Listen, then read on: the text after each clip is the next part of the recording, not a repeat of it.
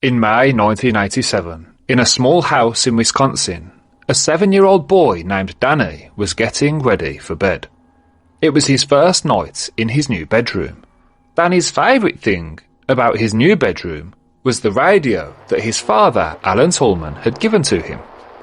Danny climbed into bed, and Alan came into the bedroom and kissed Danny goodnight. He set the radio to Danny's favourite station and turned the volume down slightly. This was a comfort thing. The background sound helped Danny to get to sleep. Alan turned off the lights, said goodnight, and closed the door. What happened next would haunt poor little Danny for the rest of his life. This is no ordinary haunting. This is the terrifying true case of the Tallman family haunting. In February of 1987, at Larrabee Street in Wisconsin, Alan and Debbie Tallman moved into their dream home with their 2 young children. And well, life seemed perfect. I have lost counts of the amount of stories I've read like this that begin with a couple moving into their dream home. In fact, if you feel like you're moving into your dream home and having a fresh start, just stop and reconsider. It's probably haunted. So Alan, Debbie, and their 2 children. Now I should mention that when the Tallmans went public with their story, they specifically chose not to disclose the names of their children. I was going to refer to them as boy and girl, but that's fucking ridiculous and this isn't Bird Box or whatever it was called. So we'll use the names given to the children in an episode of Unexplained Mysteries, Danny and Mary Ann.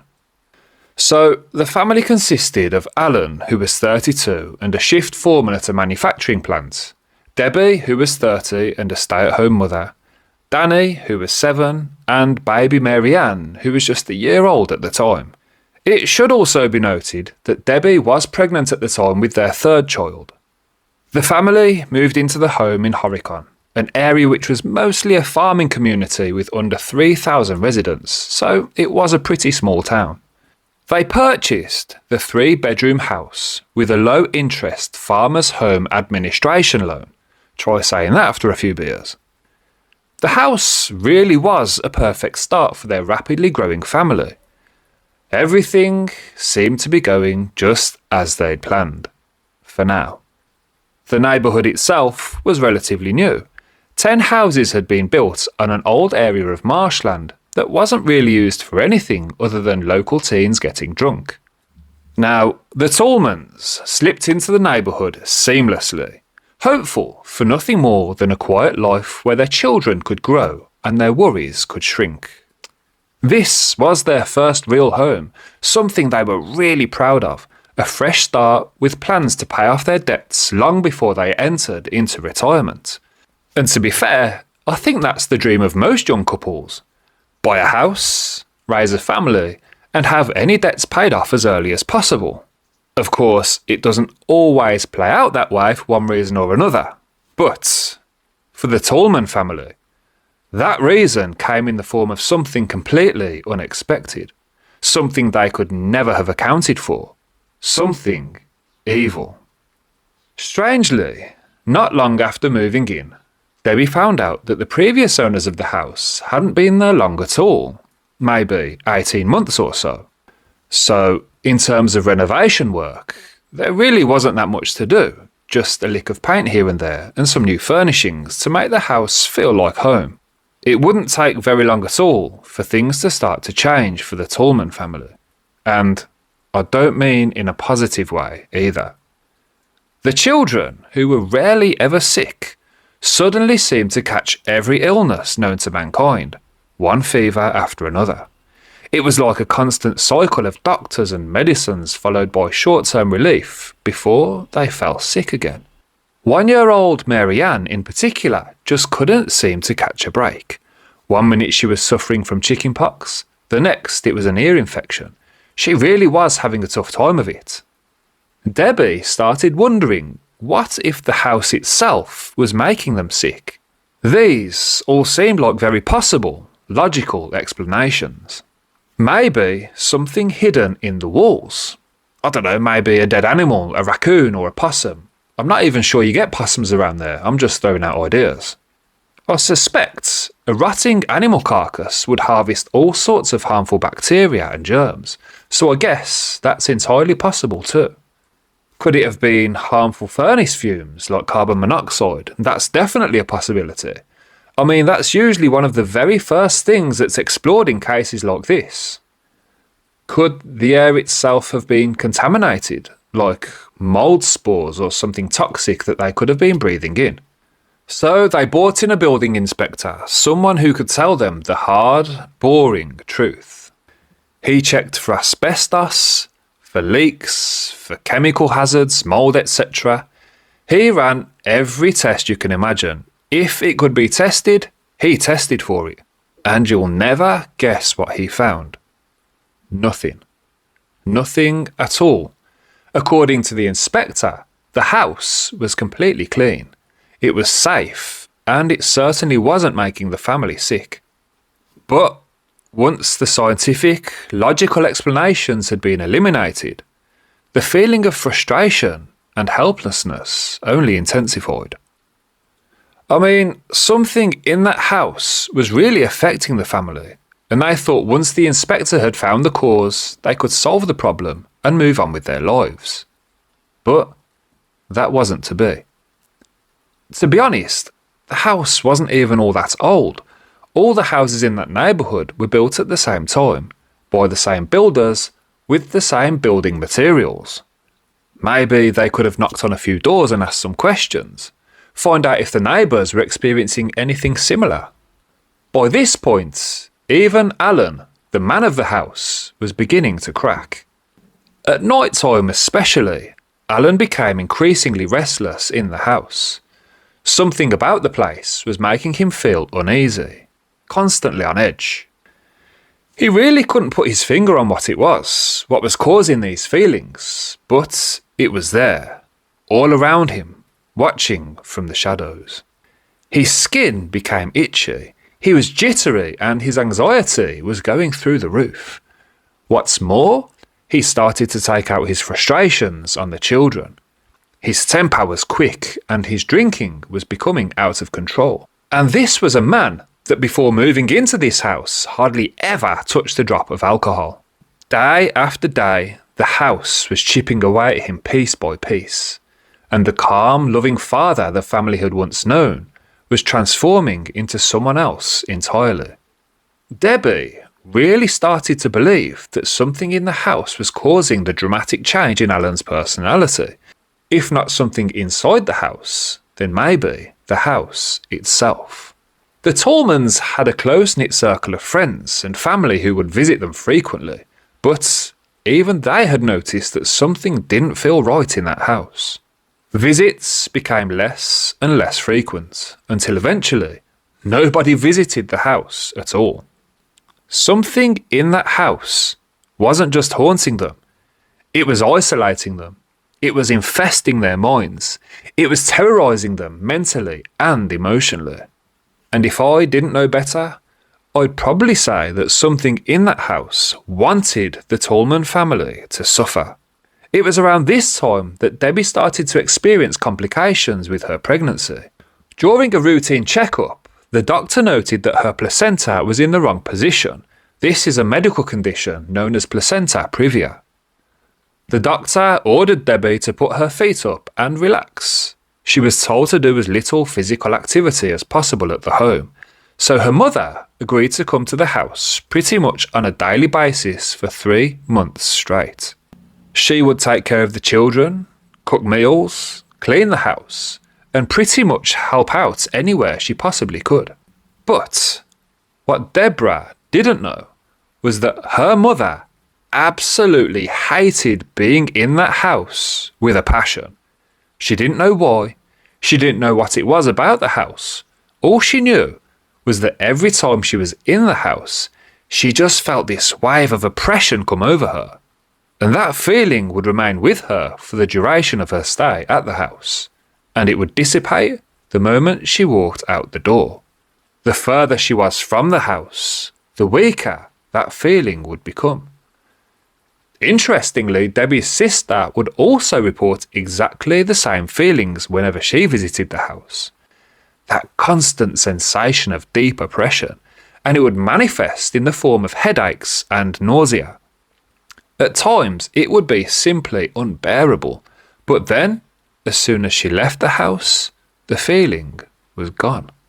Both Debbie's mum and sister said that aesthetically the house was lovely, but the moment you cross the threshold, everything changes and the house becomes something else entirely. In November of 1986, Debbie gave birth to their third child, Sarah, and it was around this time that Alan's behaviour deteriorated even further. He was losing his temper with Deborah over the most trivial things, and at one point even threatened to leave the family for good, but instead settled for another one of his drinking binges. So all in all, Alan wasn't exactly being the husband or father of the year. In fact, I'm going to go right out and say it. Alan was a bit of a bellend. It soon became apparent that the effects of whatever was dwelling in the shadows of the house wasn't only felt by the human occupants. The family had taken a new kitten into their home, and before long the cats also started to display some strange patterns of behaviour once the sun started to set. During sunlight hours, the cat would behave as any other feline companion would. But as soon as darkness fell on that house, something changed in the cat. It would quite literally try to climb the walls. It would meow constantly through the night, and it would randomly arch its back and run out of rooms, emitting a long, guttural, ear-piercing yowl. The cat's behaviour became so disruptive at night that the Tallmans couldn't sleep, and so they had no other option than to find a new home for the cat. And what do you think happened once the cat moved to a new home? That's right, all of the bizarre behaviour stopped. No more climbing the walls or meowing all night. It was almost as if the cat had finally found peace. In February of 1987, the Tallmans purchased a wooden bunk bed from a local thrift store. Although it is pre-owned, the bunk bed looked practically new with very little signs of wear and tear, so at just $100, it was an offer they simply couldn't refuse. But maybe they should have. Now, it's important to note that in the Unsolved Mysteries documentary about the Tallman Haunting, the bunk beds are described as the conduit for the paranormal activity in the house. But to me, this just doesn't make sense. We've already seen examples of activity before the bunk beds entered the house. However, once the girls started sleeping in the bunk bed, the haunting definitely seemed to intensify, as we're about to find out. One evening, Alan and Debbie went out for the evening and hired a babysitter to come and take care of the kids. When they returned home later that evening, the couple had barely even pulled onto the driveway when the young babysitter came running out to them in floods of tears. Obviously wondering what the hell had happened, Debbie tried her best to console the young girl whilst also trying to get her to explain what had happened. Now, according to the young girl, after she'd put Mary Ann and Sarah to bed, she poured herself and Danny a drink, made them a snack, and set up a board game at the kitchen table.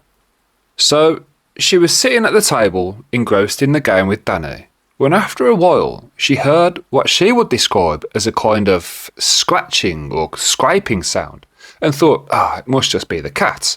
Then, after a moment, it suddenly dawned on her, hang on a minute, they got rid of the cat. And at that very moment, she noticed where the sound was coming from. The chair opposite her at the table was slowly moving backwards and forwards. So that explained the sound. Danny was moving the chair backwards and forwards with his feet, obviously.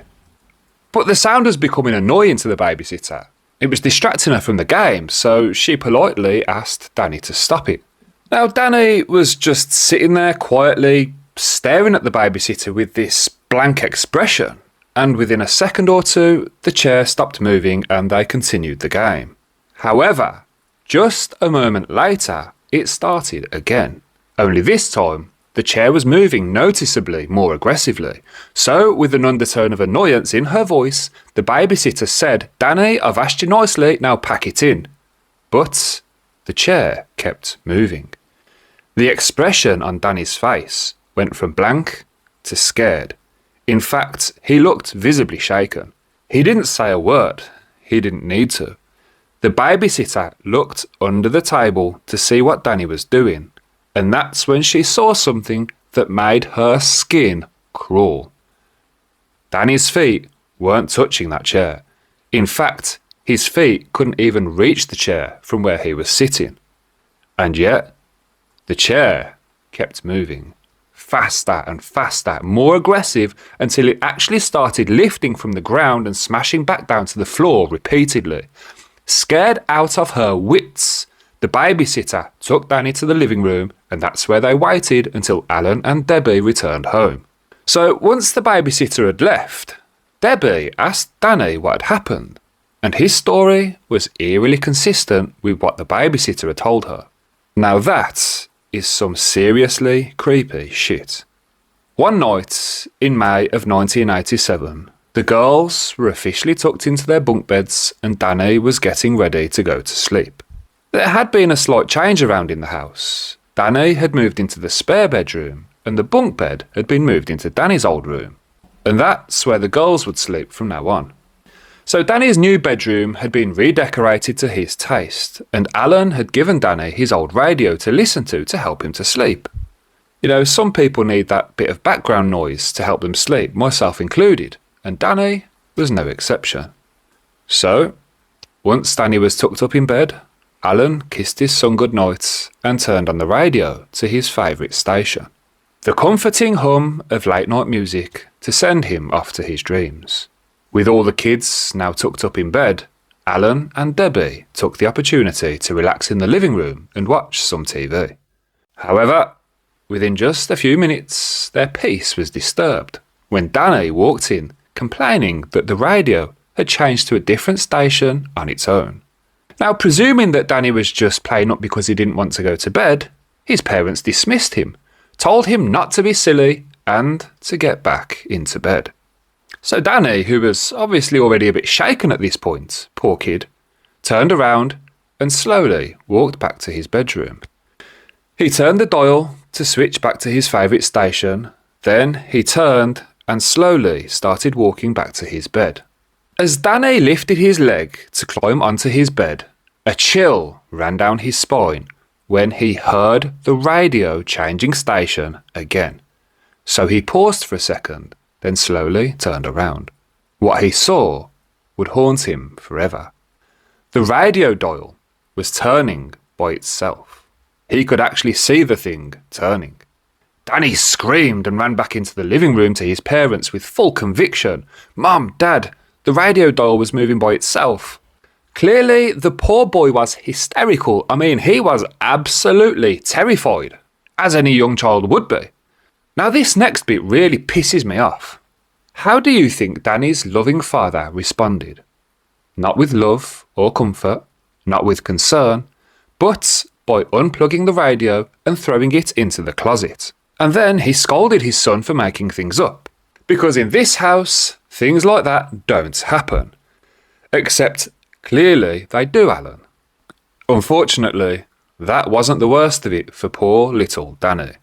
One night, just a few weeks later, Danny was once again tucked up in bed, about to fall asleep when he was alerted to a sound coming from underneath his bed. So he's lying there in bed just absolutely petrified, the incident with the radio still very fresh in his mind. And he knew there was no point in calling Mum and Dad because they were about as useful as a chocolate teapot. Honestly, I really feel sorry for this little boy. So, he's listening intently to this sound that's literally coming from right underneath him. He slowly, gingerly turns to the side to peek over the side of the bed, like a scene from a horror movie. He's looking and listening, just hoping, praying that maybe it was just a mouse or something, when out from under the bed, his suitcase shot out as if someone had pushed it full force. And if that wasn't scary enough, just a few seconds later, Whatever was under that bed dragged the suitcase back under. Once again, Danny ran into the living room to his parents, screaming in absolute terror. And you know what they did? The absolute assholes. They told him to stop making things up and get back into bed. So this poor, terrified little boy did exactly that. Shaking like a leaf, he took himself back into his dark bedroom, climbed into bed, and hid under his sheets. The noise started again, and once again, that suitcase flew out from under the bed, shot across to the other side of the room, before being pulled back under the bed. Now, I'm sorry, but as a parent, this is just fucking disgraceful. Even if you think there's nothing under his bed, you know when a child is genuinely terrified. Just comfort him. Go and sit with him in his room until he falls asleep if you have to. But for fuck's sake, don't call the poor kid a liar and send him away crying. Assholes. In the end, Alan took the suitcase out of the room and Danny managed to get some sleep. Even with the suitcase removed from the room, Danny was constantly complaining about the sounds of scratches, knocks and bangs throughout the night, until eventually Alan agreed to sleep on Danny's bedroom floor. And this, ladies and gentlemen, was when Alan finally witnessed the sounds for himself. Initially, he dismissed the sounds as air in the pipes or even rodents under the floorboards, but, upon inspection, he found no source for the sounds. As the seasons changed, that perfect little home that they once knew was now a distant memory. Whatever was in there was well and truly wearing everyone down, physically, mentally, and emotionally. A good solid night's sleep became a thing of the past. The kids woke up constantly throughout the night, screaming from nightmares. And Mary Ann was now complaining about noises coming from the girls' bedroom. Alan and Debbie too tossed and turned through strange, vivid dreams. Not that I have any sympathy for them at this point.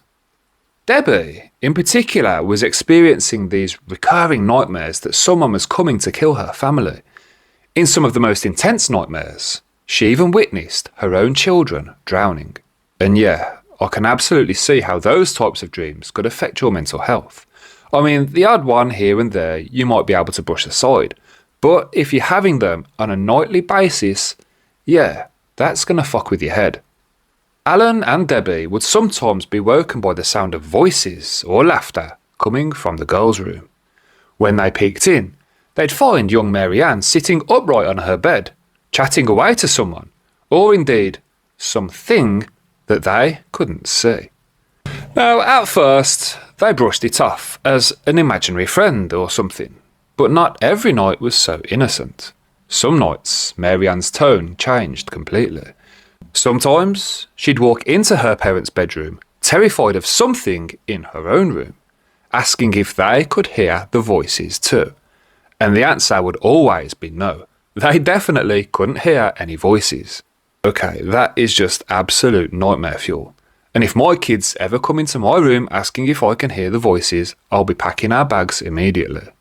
Before long, Alan found himself spending more and more nights on the girls' bedroom floor, sitting by their bedside until they drifted off. Okay, so he wasn't always a shit dad. The girls could only ever fall asleep if Alan was in the room with them, and it was almost as if he was their safety blanket, so to speak. The strange bouts of sickness hadn't stopped either. One afternoon in October, Alan was rushed to hospital with a severe sinus infection. Now, if you've ever had a sinus infection, you'll know just how painful they can be. And it's one of those really sickening, horrible pains that you just can't soothe no matter what you do. Anyway, while Alan was gone, his mum came over to watch the children for a while. Now, when Debbie returned home later that evening, she was surprised to find Alan's mother already standing by the front door, keys in hand, coat on, pale as chalk, desperate to leave. And let's just say she was wheel spinning off the driveway before Debbie could say adios. Even under normal circumstances, she hated being at that house, much like Debbie's own mother and sister. But on that night in particular, she had seen something that had shaken her to her core. After putting the children to bed, she'd settled on the sofa, eagerly awaiting Debbie's return. Well, eventually, she ended up dozing off. Sometime later, she was abruptly woken by something, and at first, in her confusion, she had no idea what it was. The house was dark and silent, but she had that unmistakable feeling, that intuition that tells you you're not alone. Well, as her eyes adjusted to the darkness, she noticed something staring back at her through the window. 2 glowing red dots. Surely she was just seeing things. She blinked hard, rubbed her eyes, thinking it must be a reflection, or maybe car lights, or maybe her eyes were just playing tricks on her. Spoiler alert, they weren't. The longer she looked, the more her eyes focused, and the clearer it became. They weren't lights at all. They were eyes. A set of deep red eyes staring straight at her from the outside darkness. But just as quickly as they appeared, they were gone. When Debbie heard the story later, she tried her best to rationalise it. She almost managed to convince herself it was probably just the reflection of headlights from the road. But the truth was, the strange and sometimes terrifying goings-on in the house were stacking up fast.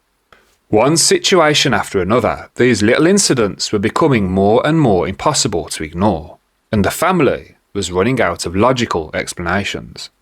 The following weekend, it was Debbie's mum's turn to babysit for the children. She was flicking through the television late one night trying to find something suitable to watch. After a few minutes of channel hopping, she inadvertently landed on what looked like a horror film. She tried to flick past the frightening scene as quickly as possible.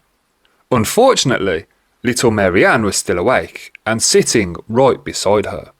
Marianne would later describe seeing a scene that burned itself into her memory. A large bonfire, and through the flames a man wearing a pig mask came running straight out of it. That single image traumatised the young girl, and from that moment on, Marianne became both obsessed and terrified by the idea of fire. She randomly started claiming that she could see flames inside and outside the house, flames that only she seemed to be able to see. But that wasn't the most disturbing thing that she was seeing. She was absolutely convinced that she was seeing someone or something hiding behind her bedroom door. Marianne would burst into her parents' room, sobbing and shaking, saying that something was coming for her. When her parents asked what she meant by something, she only ever called it it. The Tallmans tried to convince themselves it was just a frightened child's imagination, scarred by a horror movie that she never should have seen at such a young age. We all know how impressionable the mind of a young child can be. But deep down, I think they knew that the film wasn't to blame. There was something much darker in that house than scary films, and it was tormenting their family. Just a few weeks later, the Tallman home would be rocked again. It was the Sunday before Christmas when Debbie woke to see Danny standing silently in the doorway of her bedroom. His face was pale, his little body was trembling, and when she asked what was wrong, his answer chilled her to the bone. Danny said he'd just woken up and there had been someone standing in the corner of his room. Danny described her as a tiny, elderly woman who looked like a witch, probably no taller than Marianne. But her face, that was what disturbed him the most. It was twisted and distorted. It almost looked melted. She had long black hair hanging in stringy clumps. He said she was engulfed in what looked like fire. And this was what truly unsettled Debbie, because they had never mentioned the fires that Marianne was seeing to Danny. Of course, Debbie searched his room but found nothing. She tucked him back into bed, trying to convince him that it was just a bad dream. But barely 5 minutes later, Danny came running out again, looking even more terrified than before. The witch was back. Desperate to calm him, Debbie told him that she was an angel, sent to protect the children. Danny was young, but he wasn't daft. He'd seen depictions of angels on Christmas cards, in books, on television, and none of them looked anything like this thing. When Debbie finally confided in Alan, she half expected him to laugh it off. But he didn't. Instead, he admitted that lately he'd begun dreading coming home from work at night. Every time he pulled onto the driveway, he could just sense that something was waiting beyond the door. And once, as he carried his lunch pail to the house, he could have sworn he felt something tug on it. Now, the Tallmans weren't the type to jump to the supernatural. They believed in an afterlife, sure, but they weren't regular churchgoers. Still, after everything that had happened, it couldn't hurt to talk to someone, surely, someone who might understand. So, they reached out to their pastor, Reverend Dobratz. He visited the very next day, listening quietly as the couple described what they'd been enduring. Then, after a long pause, he said something that made Debbie's stomach drop. He believed that there was indeed a spirit in their home. It was malevolent, and he suspected that someone might have set it upon them. But who and why? The Reverend advised them to read passages from the Bible aloud in every room and return to church regularly. Just a couple of nights before Christmas, Danny, too frightened to sleep in his bedroom, had taken to curling up on the sofa in the living room. Just a small compromise his parents had allowed. Well, that night, at around 3:30 in the morning, Alan and Debbie were jolted awake once again to Danny's screams. Rushing out of their room, they found their son in absolute hysterics. He said he'd seen her again, the witch, standing silently beside the Christmas tree, but by the time they got there, she was gone, vanished into the dark as quickly as she'd appeared. They managed to calm Danny down, and he curled back up on the sofa, but just 20 minutes later, Danny was screaming again. Now, apparently, this happened a few times. They'd hear him scream, rush in to see what was going on, the witch would disappear, they'd settle him, then go back to bed. Are you fucking kidding me? Once again, parents of the year, why the hell are you leaving your little boy in the living room when he's telling you he's seeing some kind of dark, twisted entity? At the very least, you should be pulling him into your room, even if he has to curl up at the end of your bed. This is just fucking ridiculous. Well, the final time, they heard him screaming and shouting from the living room, "Why don't you just go away and leave us alone?" Danny said the woman hadn't spoken. Not a single word. She kinda just stood there, perfectly still, staring straight at him with a scowl. He claimed that each time she appeared, she looked different, larger somehow, like she was growing stronger. That night changed something in Debbie. Whatever skepticism she had was now gone. From then on, she believed every word her son said. Each night as the sun went down, the children would absolutely dread what was to come. And Debbie did, I suppose, what any terrified mother would do. She lied. She told them it was nothing to be afraid of, that these were just guardian angels here to protect them. She even began telling little Mary Ann that one of them was baby Jesus come to watch over her. And this little fabrication actually seemed to work. Kind of. But each time Mary Ann came running in the next morning, eyes wide and trembling, saying, "Mummy, I saw baby Jesus again last night," Debbie felt a cold shiver crawl down her spine. She smiled for her daughter's sake, but inside she was absolutely terrified. By now, Alan Tallman had reached breaking point. One night, after a long shift at work, he came home to find Deborah waiting for him at the door. Shaken, angry and terrified, more stories of poltergeist activity in their house. Something inside Alan snapped that night. He stormed through the rooms, shouting into the darkness, demanding that whatever was tormenting his children show itself.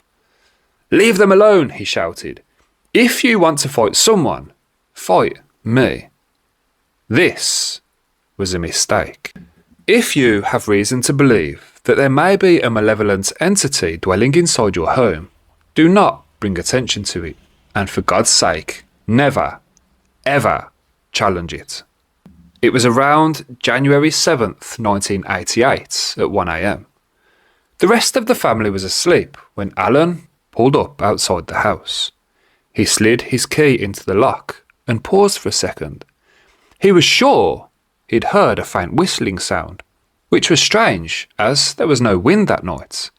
And then he heard what he would describe as a whisper, low and raspy, but very clear. "Come here."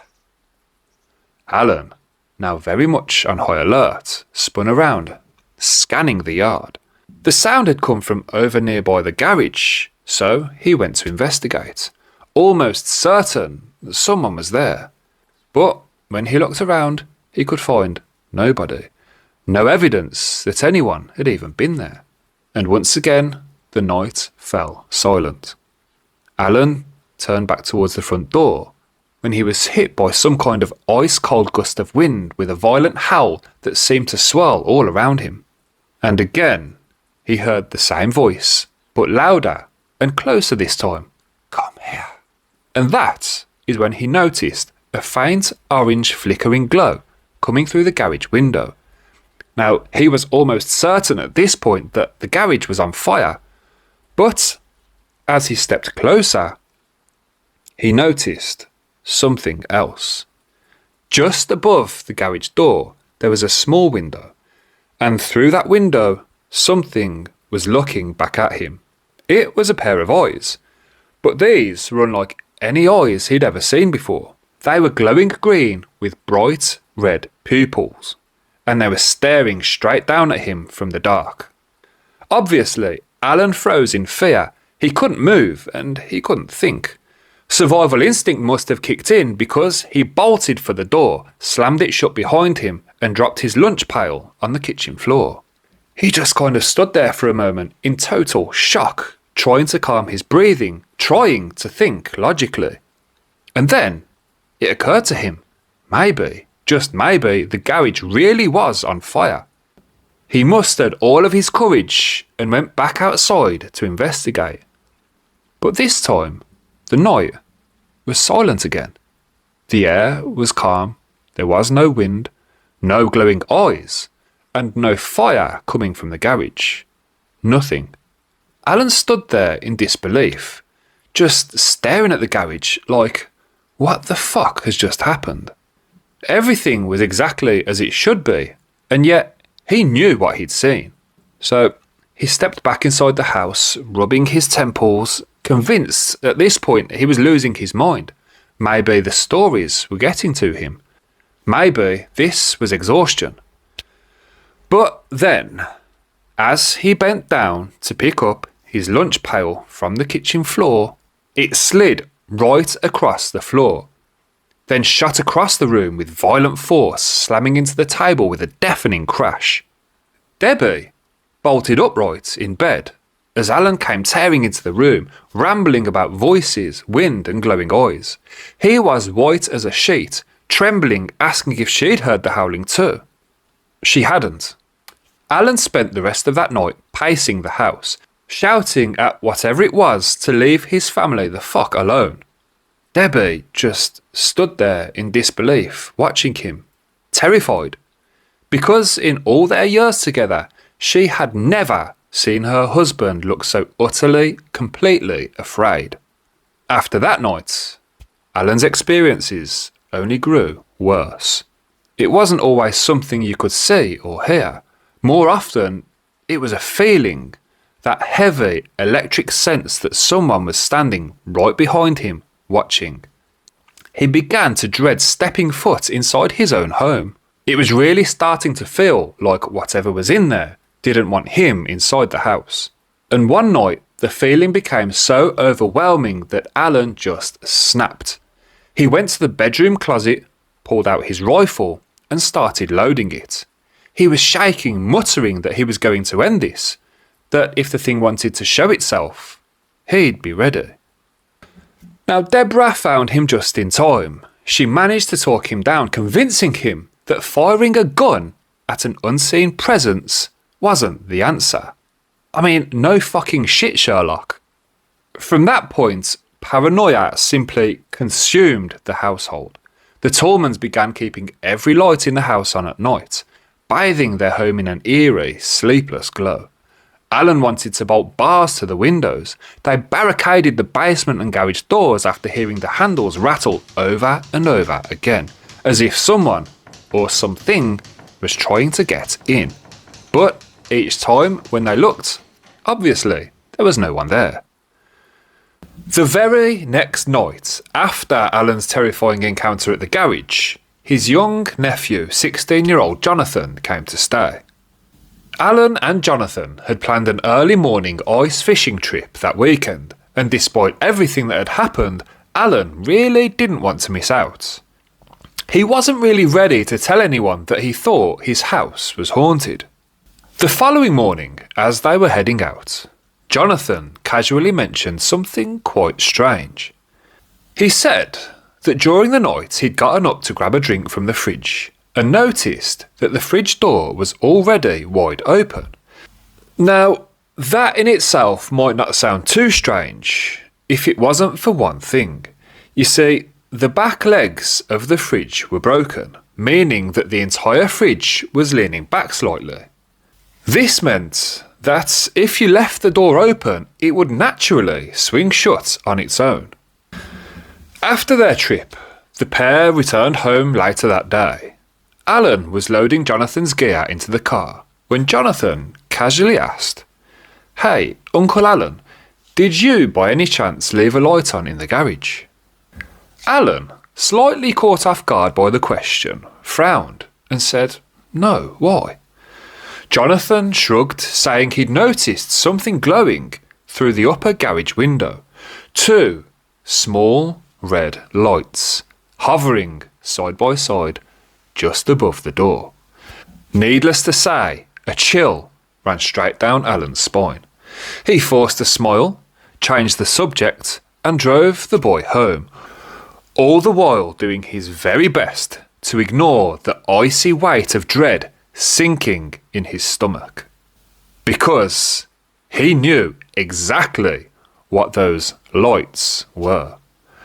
Later that evening, Alan returned home and went through the familiar bedtime routine with his daughters, brushing teeth, tucking in blankets, whispering good night. It had become their nightly ritual, one small piece of normality left in a house that no longer felt safe. He lay on their bedroom floor as he often did, just to make sure they felt protected. But tonight, something felt different. The girls drifted off almost instantly, peaceful, silent.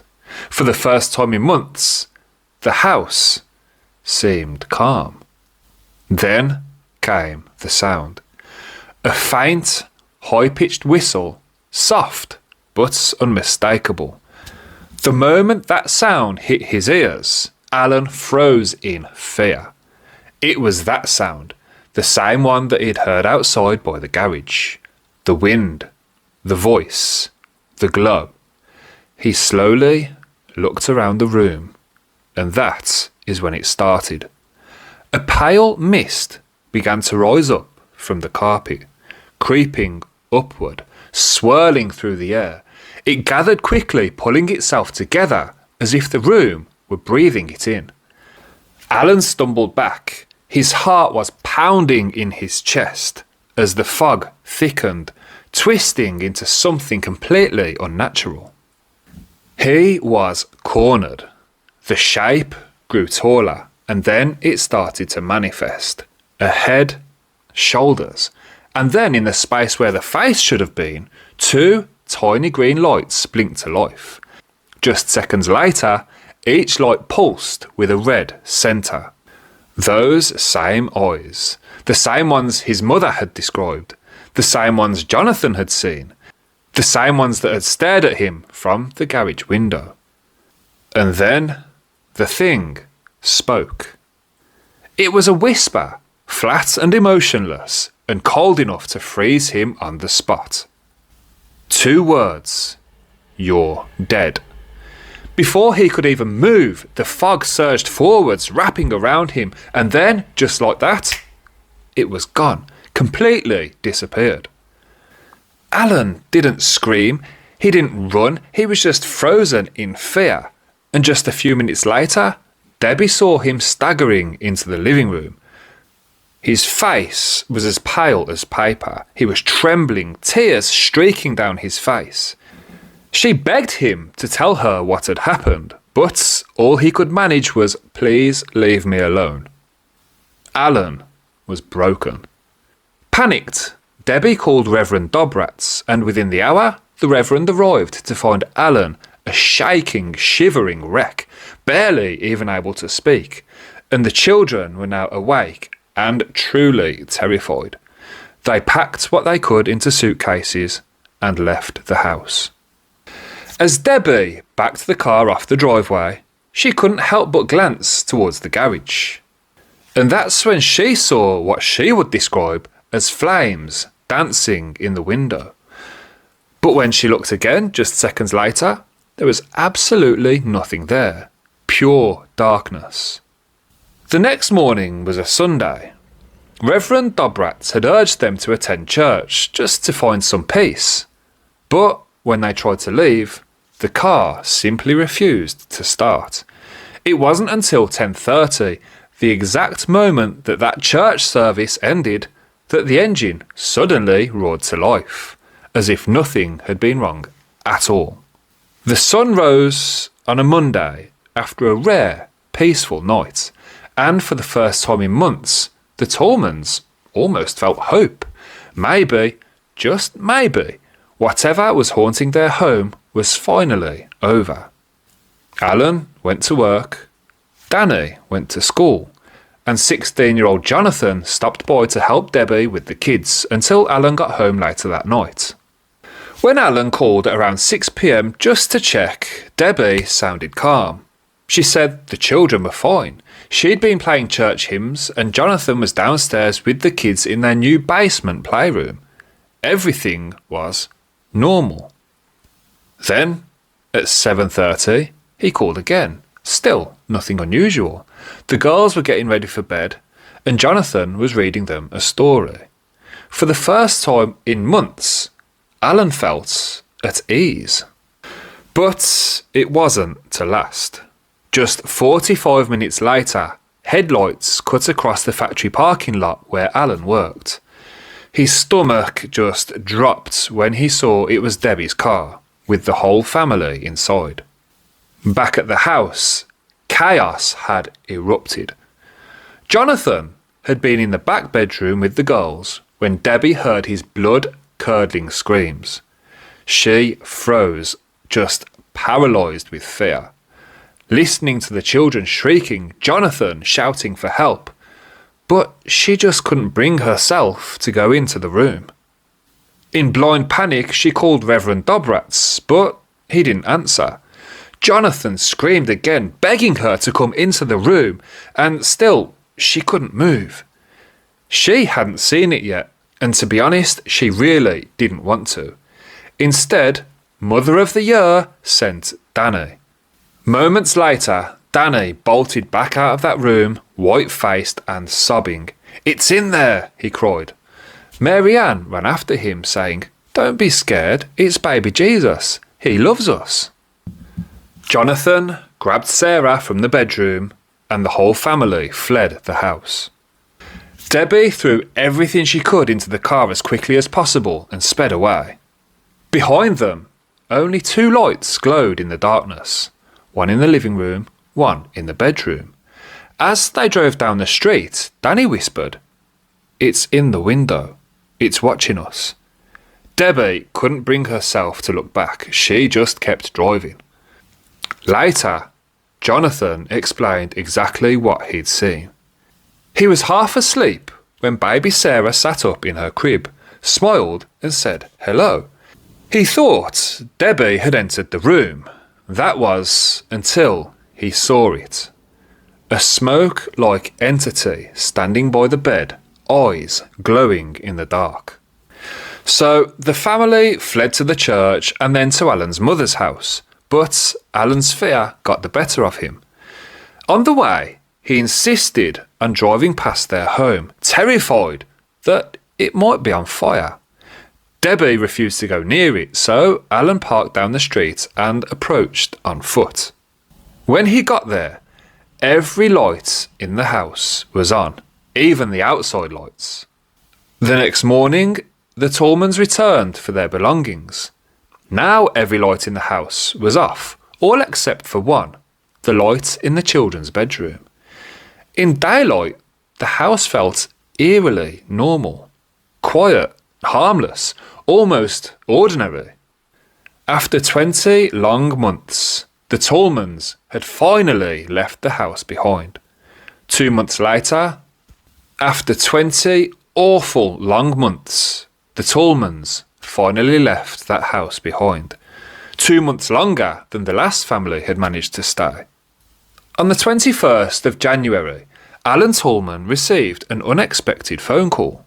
It was the local police chief, Douglas Glamour.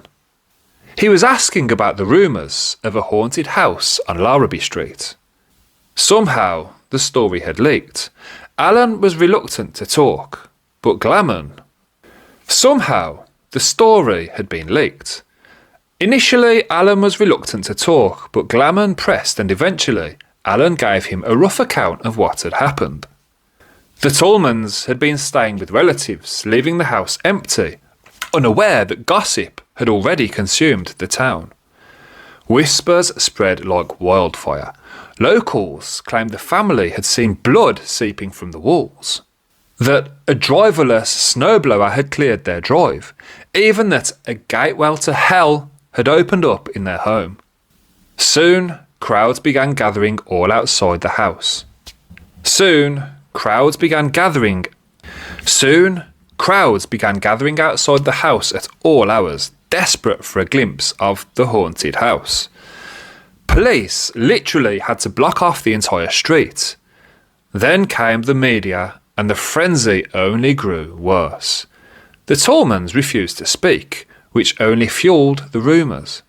Angry neighbours began accusing them of faking everything for attention, when really all the family wanted was to be left alone. Chief Glamour, however, really did believe the family. He didn't call it a haunting, but he could definitely see the trauma in their eyes. Even the children's accounts lined up perfectly. He and Reverend Dobratz visited the house one night but found nothing out of the ordinary, except for one strange detail. While they were in the house, the phone rang several times.